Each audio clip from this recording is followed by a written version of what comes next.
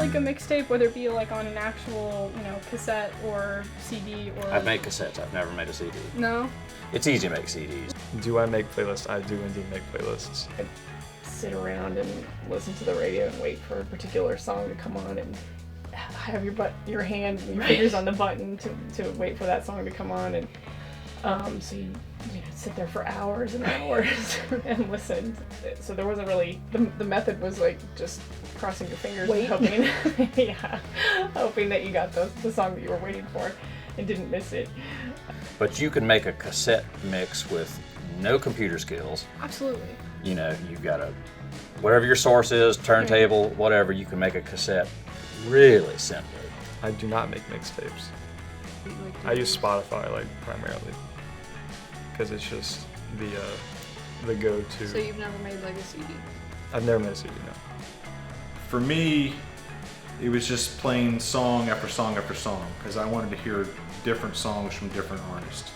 I had other friends that would do full DJ mixes and do from this song segueing into this song just like you would listen to a DJ. First playlist, because that's the one I always go back and edit and just take out something that you've heard too much, put something new in that you've never heard before but you vibe with. I don't want to have any song on it that's you want to skip it. You just want to listen to every song that's on that playlist. You want to listen to every song on that playlist.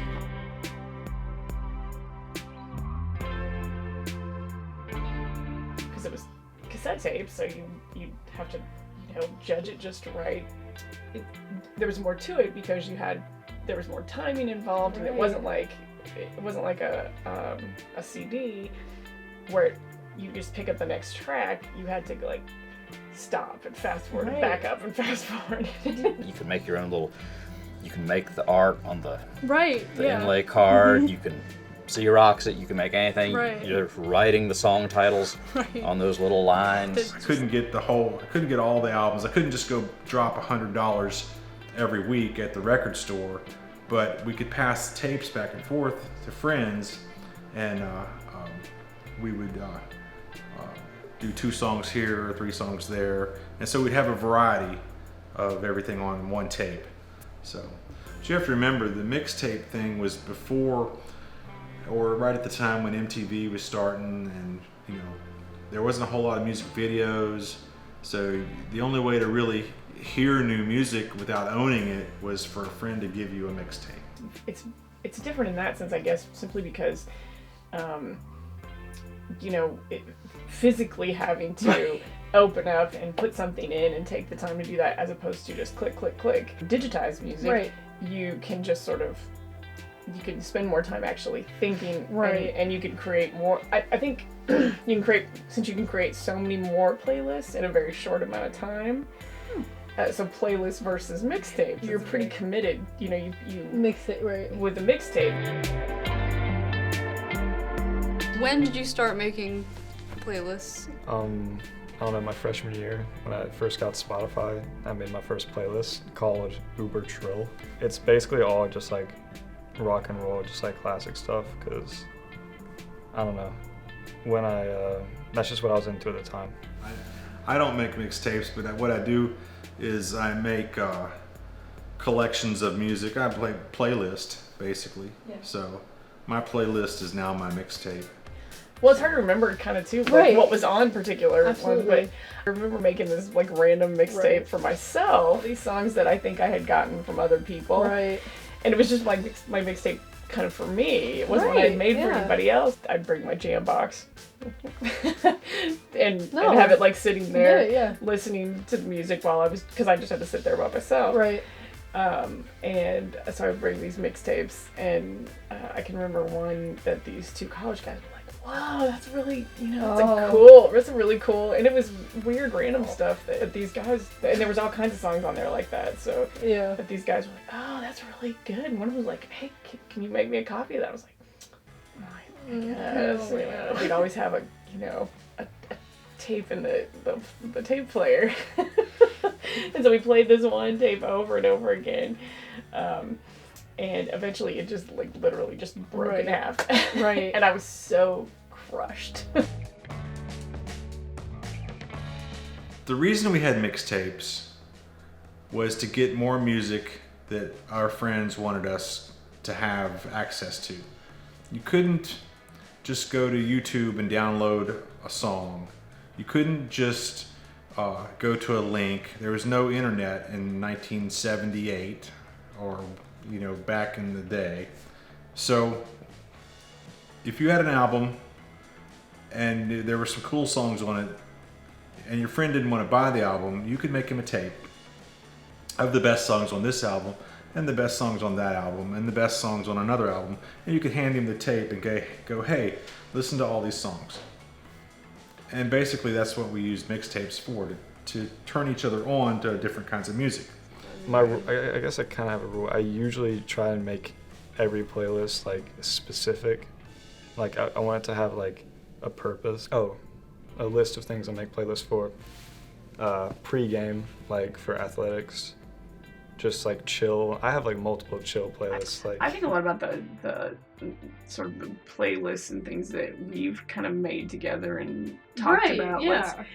When we go on road trips or we would go camping or whatever. And that's a different kind of playlist too, because we kind of made them together almost. Right. I just really like music, so I feel like it's like the responsible thing to do is make a playlist so I can actually have everything in order. So the mixtape was kind of used in my life a few different ways.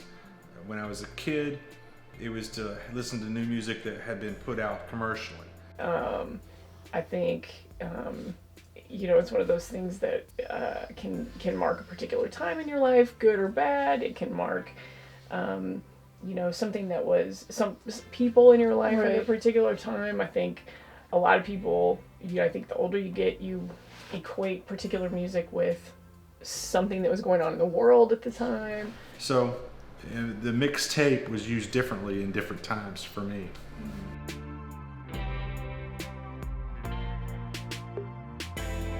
Why do you think that act of giving music to someone is so just ingrained and important and just, matters to people? When you give music to somebody, if you're making them a CD, making them a tape, you can give them this one song which this person you're giving it to may not have known even existed. They may not have realized that, oh, wait, this person knows about this. Right. That means they might already know what's cool. They might have no idea. So in that respect, you're turning them on something which they're probably going to like. If someone asked me to make them a playlist, I would just tell them to make their own playlist, because everyone has like a different taste in music. For people like us, that music is very important, very it's more than just sound. Yeah, and so I think people that feel that way, that it's a pretty deep thing to equate another person, and it's always fun to hear what different people. Yeah, absolutely. And what they think we might like. I mean, I'm sure there's lots of music that Jason doesn't send to us because he knows we wouldn't like it, and vice versa. Right. So it's always fun to discover new stuff.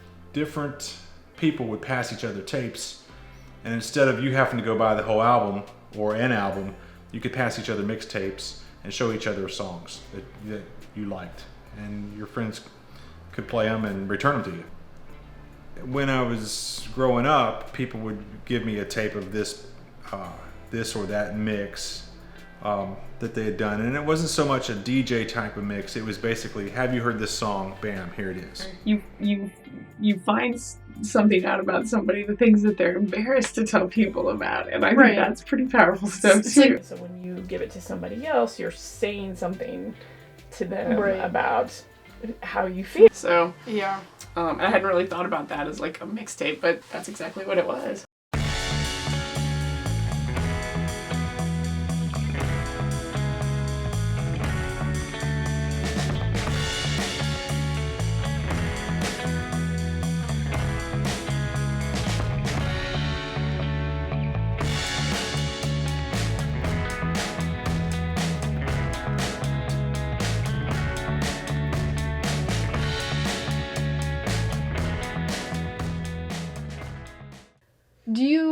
So this documentary is about mixtapes.